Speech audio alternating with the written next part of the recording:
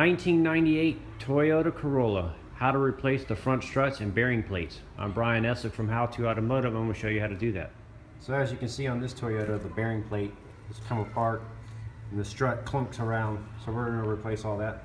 To get started, we need the car up in the air and we need the suspension to hang. So if you're doing this at home, you need to put your floor jacks and jack stands over here on this side of the frame and nothing underneath the suspension.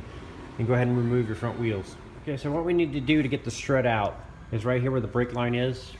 Right underneath it is a little 14mm nut or bolt. We need to remove that bolt, and then the brake line will come unattached from the strut itself. And we need to remove the 19mm nut and bolt right here on the spindle that holds the strut to the spindle. Go ahead and remove those. And when you get those out, it'll look like this. Then you can lower the vehicle down and remove the three 12mm nuts to hold the bearing plate to the strut tower here. Go ahead and remove those, and at the same time, after you take off the last bolt, as you're taking the last bolt off, reach around with your hand and grab the spring and lower, and as you take the bolt off on top, slowly lower the spring and everything down. Because if you just take it off real fast, this strut will drop down and hit the CV boot and possibly cut the CV boot. So once you kind of get it out, now what you can do is you can move your brake hose out of the way, wiggle your strut around and angle it out, and then pull the whole strut out of the car. So as you can see, I'm coming out now, and I got the bottom to come out this way towards the front of the car. And all I did was bend the brake hose, maneuver it out of my way, and kind of work it out.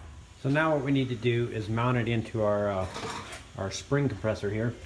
So I got it mounted on the lowest spring I could possibly get it to, and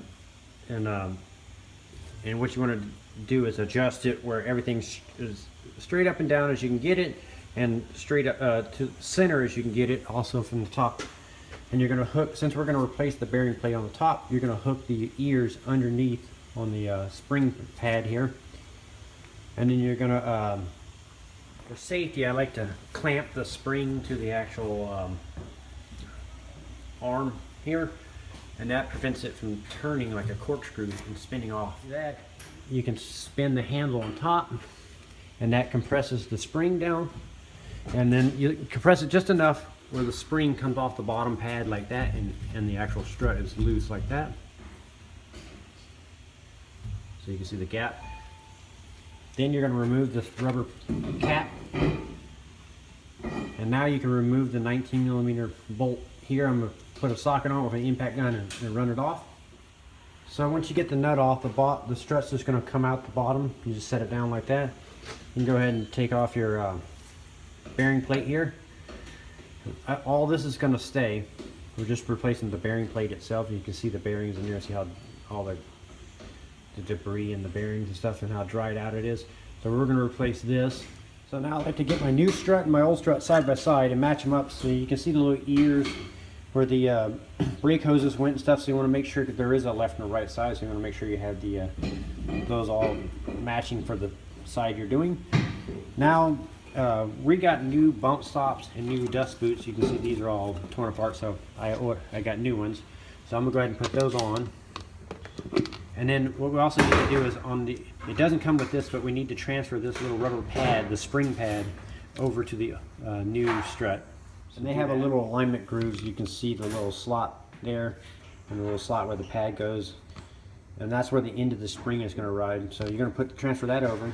Now you're going to put the new bearing plate onto the spring up here. So the new bearing plate looks like this.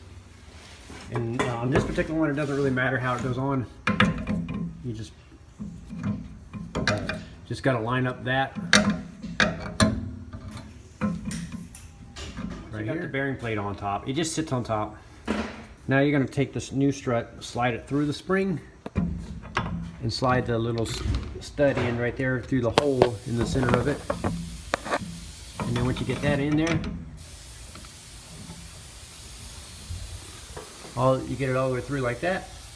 You kind of want to get your spring lined up with the little slot right there, and then you're going to start the nut, put the new nut on. So after you get it started, I like to run it down a little bit as far as I can with the gun, and then I'm going to line up the spring here and make sure none of this moved. So make sure that all that's in the right place. So now that it's in the place, what I do is I got a couple threads that are tightened down a little bit with the center nut. I go ahead and back off the spring a little bit and release the tension, let it all settle in its place. Then after I back off a little bit of the tension on the spring, so now the spring is actually sitting on the top and the bottom here, is kind of pushing apart. And then I'll tighten the center nut one last time. I'll hit it again and tighten it again with the impact gun. And then after that, I'll fully take the spring out, and then we're ready to go put it back into the car. And we'll also put our rubber cap back on. So now what we do is we take the strut and we stab it the top end up into the strut tower and go ahead and start a couple of nuts like that. Once you got a couple of them started, now you can come back down here and you can put your strut in the area where you want it, and you can start the strut into the spindle, and you can lift up from underneath like here, and you can lift the arm up and down and push the top in and out with your other hand to line up the holes, and then start your bolts.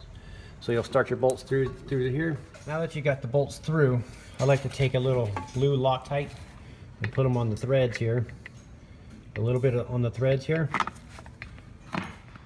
Now that you got the thread Loctite on there, it doesn't allow it to vibrate loose, so because they don't have lock washers, so that acts like a little glue and it prevents it from backing off. So go ahead and now you can start your nuts and tighten those down with your impact gun and your wrench. And then after you got that done, you can put your brake hose back into this little perch here, start the 14mm bolt and tighten that down. And then after that, you can reassemble your wheel and tighten your wheel down, torque it down. So now you can lower the vehicle down, and after you got the vehicle down, you can tighten these 3 nuts on the top of the strut tower here.